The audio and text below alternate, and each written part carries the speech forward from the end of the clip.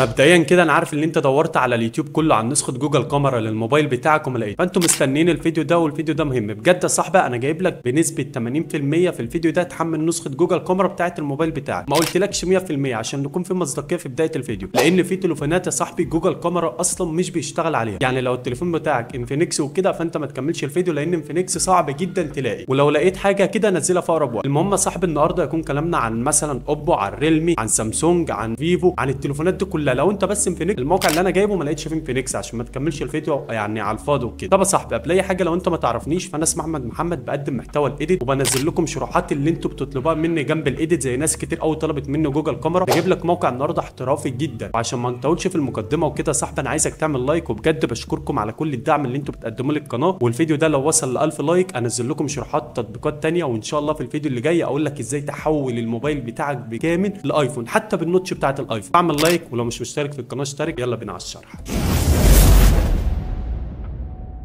طبعا اخواتي دي بروفا عن البرنامج وكده. انا طلعت على السطوح اجرب البرنامج، تعالوا كده نشوف الصور مع بعض. فتحت التصوير زي ما انتم شايفين، اخدت الصوره حرفيا يا صاحبي الصوره بتبان لك اللي هي ايفون بالظبط. البرنامج جامد. بص دول كانوا بيباركوا لي مفكرين ان انا اشتريت ايفون اصلا. اخدت صوره ثانيه جامده برضه. فكمل معايا الفيديو يا صاحبي. كنت حابب ان انا ابين لك بروفا كده من على السطوح من عندي، وما تنساش تعمل لايك ويلا بينا. لو انت شفت الفرق بتاع الصور يا صاحبي بجد بجد يعني انا حسيت ان انا اشتريت ايفون انا عن نفسي. طيب عشان تحمل جوجل كاميرا يا صاحبي، طبعا النسخه بتاعتي اللي انا صورت بقى على السطوح هتلاقيني سايب لك الرابط بتاعها في اول تعليق. قبل اي حاجه مهما كان تليفونك حمل النسخه دي، لان النسخه دي المفروض اللي هي لجميع الموبايلات. لكن لو ما اشتغلتش عندك اقول لك تعمل ايه. بس انت اول حاجه تعملها دلوقتي هتنزل عندي في اول تعليق او الرابط اللي في الوصف تحمل نسخه جوجل كاميرا اللي انا سايبها لك. طب بتاعت النسخه دي، النسخه بتاعتي اللي انا استخدمتها وصورت بقى على السطوح اللي انت شفتها، والنسخه دي المفروض بتشتغل على جميع الموبايلات تمام. عشان انا حسيت ان انا بتكلم كتير والله. انت بعد ما تنزلها يا صاحبي لا قدر الله ما اشتغلتش معاك هتعمل ايه؟ هتدخل على الموقع اللي انا سايبه لك في اول تعليق او اللينك برده. بعد ما تدخل على الموقع ده يا صاحبي كل اللي عليك هتضغط على كلمه داونلود، وبعدين تنزل تحت شويه. ركز معايا. بص يا صاحبي كل ما بتنزل تحت عندك موبايلات كتير قوي. يعني موبايل جوجل موجود، اتش تي سي، ايه ده حتى اتش تي سي موجود. شفت بقى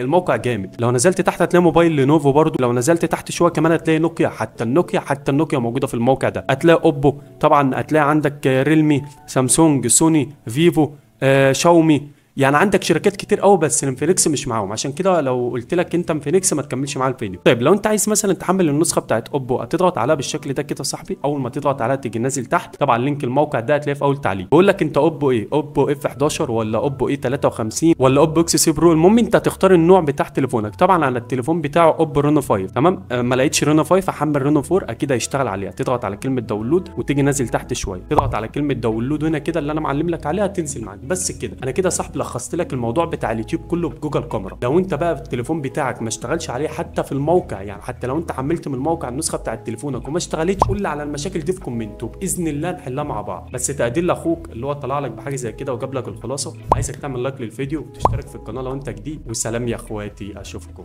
في شرح جديد.